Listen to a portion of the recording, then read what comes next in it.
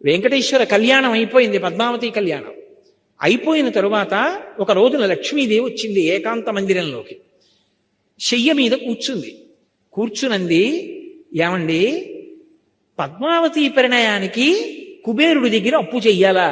నేను లేను లక్ష్మిని, నన్ను అడిగితే నేను ఇవ్వను, నన్ను దూరం చేసి కుబేరుడి దగ్గర అప్పు ఎందుకు వచ్చుకున్నారండి అంటే ఆయన అన్నాడు, అంత మాట అనకు లక్ష్మి, నేను కావాలని నిన్ను దూరం పెట్టి కుబేరుడి దగ్గర అప్పు పుచ్చుకోలేదు, ఆ అప్పు పుచ్చుకోవడానికి ఒక కారణం ఉందన్నాడు. ఆవిడంది పోన్లేండి, పుచ్చుకుంటే పుచ్చుకున్నారు, ద్రవ్యమే కదా కావాలి, ఎంత పుచ్చుకున్నారో చెప్పండి ఇచ్చేద్దాం, మళ్ళీ ఇద్దరం కలిసి శ్రీవైకుంఠానికి వెళ్ళిపోదాం. శ్రీవైకుంఠ విరక్తాయ స్వామి పుష్కరిణీ తటే రమయా రమమాణాయ వెంకటేశాయ మంగళం అని కదా మనం మంగళాశాసనాల్లో చదువుతారు. ఆయన అన్నాడు, కాదు, అసలు విషయం నేను ఎందుకు